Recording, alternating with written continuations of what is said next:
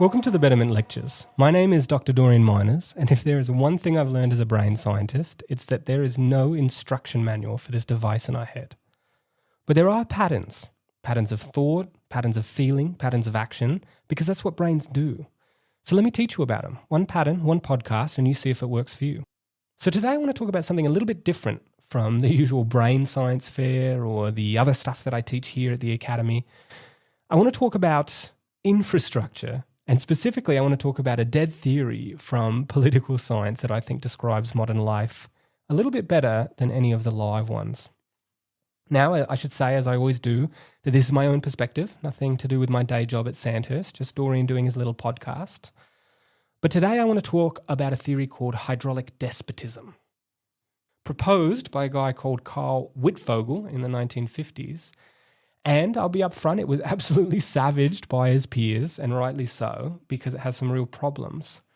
But not only does it have an excellent name, hydraulic despotism, there's a pattern inside it that I think is worth extracting, because once you see this, I think you'll start seeing it everywhere. And it has some interesting implications for all of us. So let's get into it.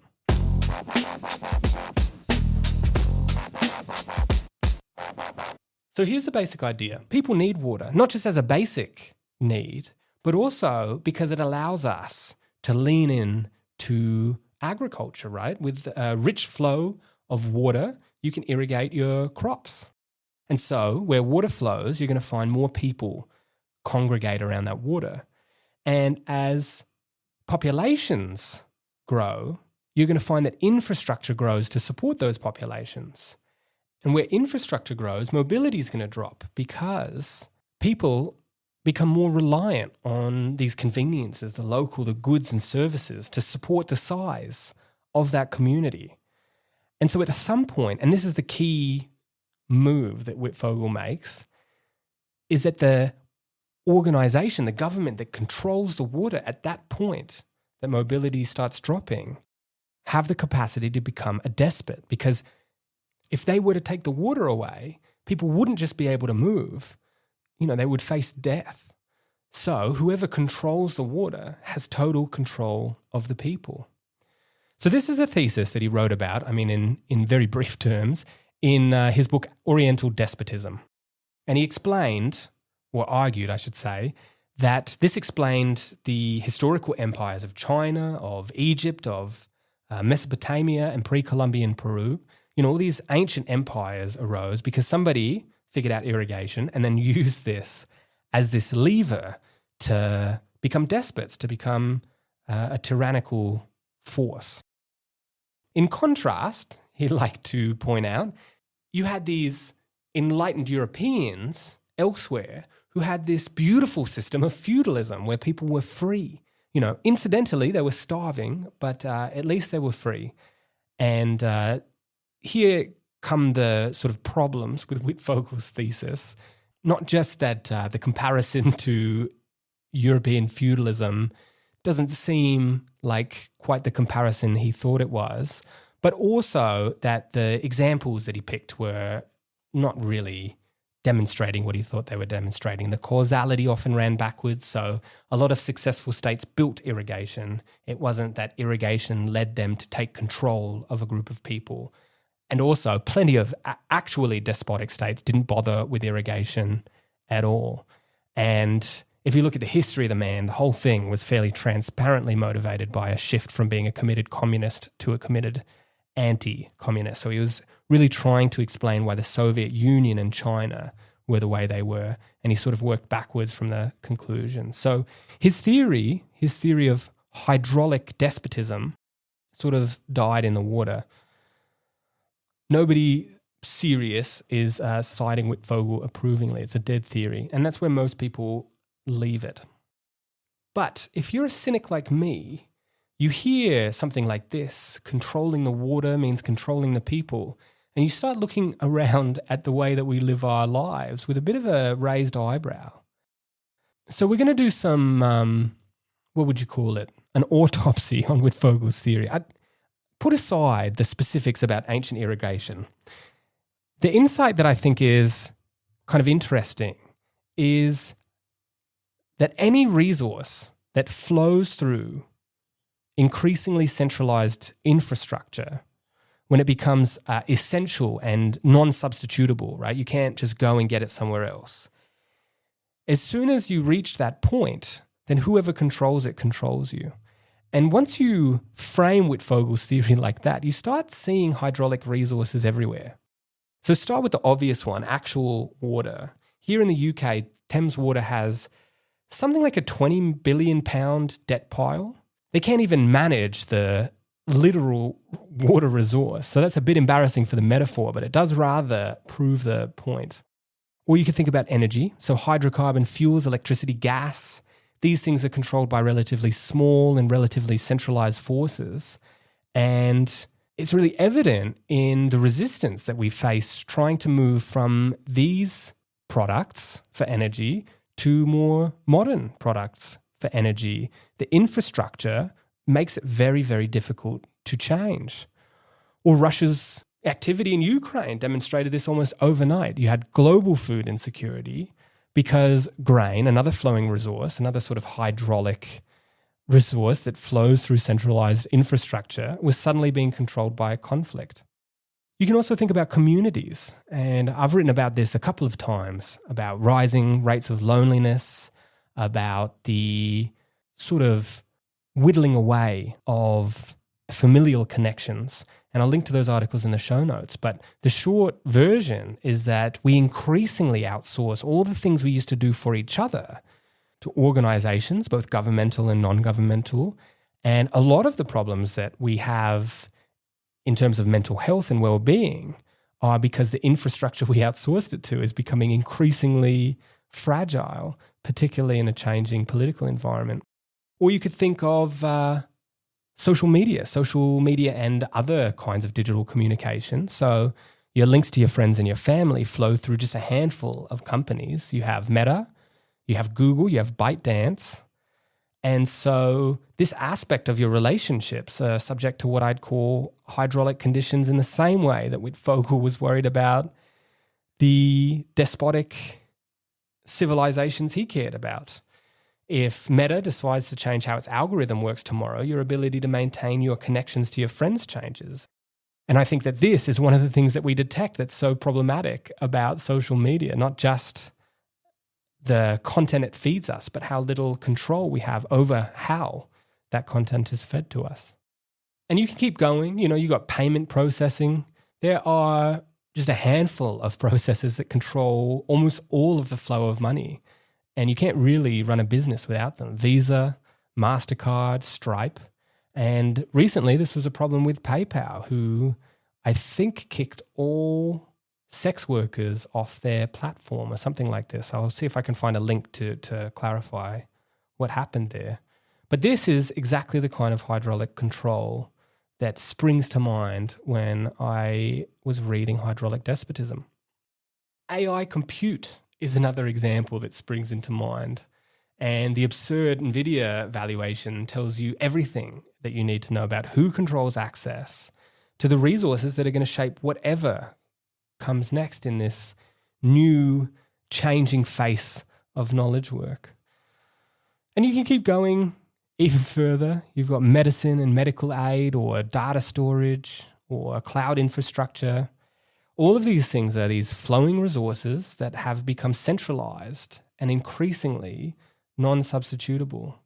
It's certainly not what Karl Wittfogel had in mind, I think. And to just call it despotism off the bat is certainly unfair.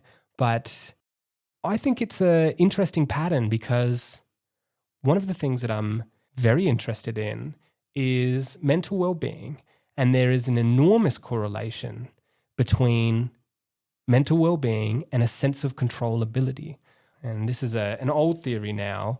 And Sale was an endocrinologist, but he had this idea of this difference between distress, bad stress, and eustress, good stress, positive stress. And I have an article that talks about this in more detail, but fundamentally the difference is some of it is biological, but some of it is psychological. And it is this difference in perceived controllability. If you don't feel in control, you're going to interpret the same stress that could be a feeling of excitement, good excitement, to this feeling of threatening arousal. And I don't think that in the main it's truly despotism, right? People aren't doing this on purpose in the main. It's just industrial society doing it what it does. You know, centralizing life in urban areas, delegating our responsibilities to institutions, making things more convenient, making things more productive, and doing so at the cost of our communal ties. I don't think many people would be that keen to go back to a time where, you know, hospitals weren't a thing because people weren't centralized enough for that to make sense.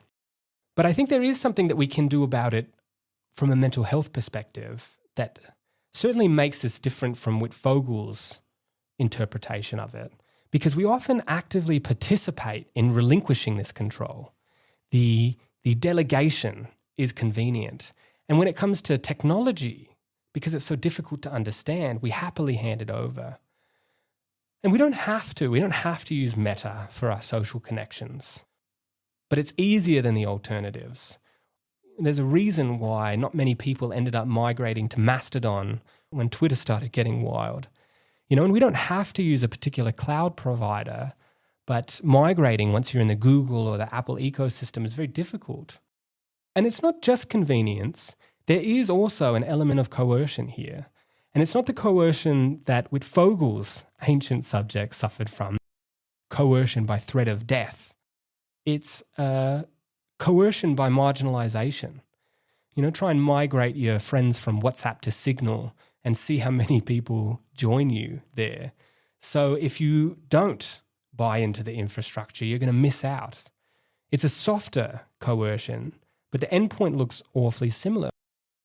But by this point, you can't leave. Your relationships are there on whatever service you're on. Your data's there. Your workflows are built around it. Your flowing resource has been captured, and now the terms can change. And I think that's why I like hydraulic despotism for this. You know, there are other theories that point directly at what I'm talking about. Michael Mann has something called infrastructural power. There's something called platform capitalism.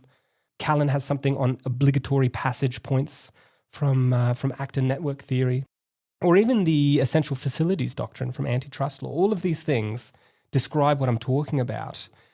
But none of those things have that same kind of motivating force as hydraulic despotism. You know, hydraulic despotism sounds worrying, but I also think that now is a fantastic time to start thinking about it, because I think that we're at a point where something can be done. So let's talk about that before I let you go.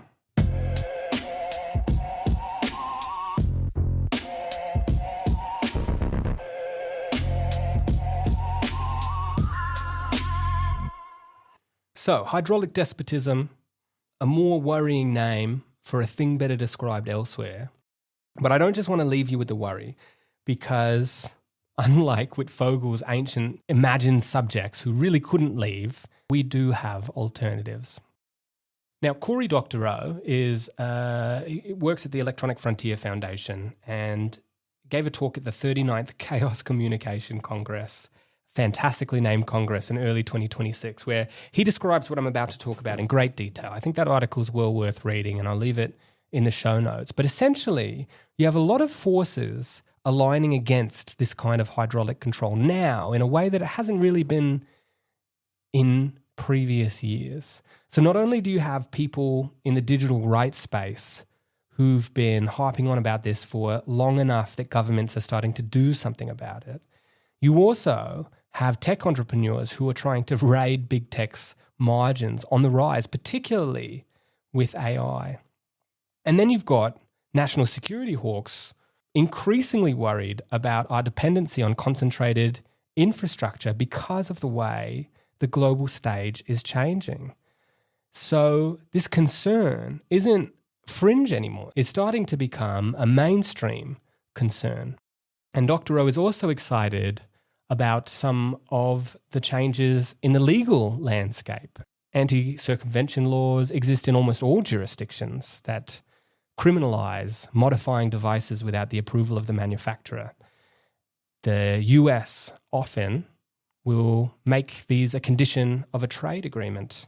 And these are the reason why it's so hard to jailbreak an iPhone, for example. You own the technology, but you're not allowed to jailbreak it because it's illegal.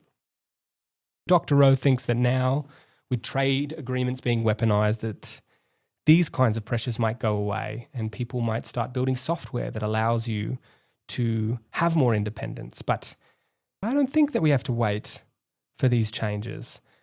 All the alternatives already exist. Federated social media, self-hosting your own services, community-owned infrastructure, open source software, probably the single most successful anti-hydraulic movement in history. All of these things have been possible for a long time, and none of them have been as convenient as the alternatives. And in fact, that's the point. The convenience is the mechanism of control. Every time you choose the convenient option, you are strengthening the hydraulic infrastructure. But now is the time of AI.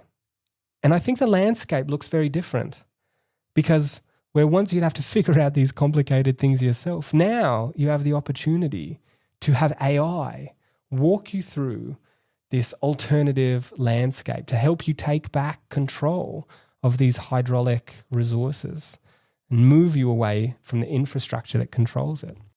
And in doing so, I think that we have a chance of gaining back a sense of control and hopefully alleviating some of the pressure that is contributing to the lack of mental well-being that's increasingly prevalent in our society. So I'll leave you with this. The defining feature of human beings, I reckon, is our capacity for nurture, to share ideas and to bring them into the world. To live in a modern society is to relinquish control of our water. That's unavoidable at this point. But we don't need to lean so hard into that fact and hand over everything else as well. Now I think that we have the ability to do something a little bit different.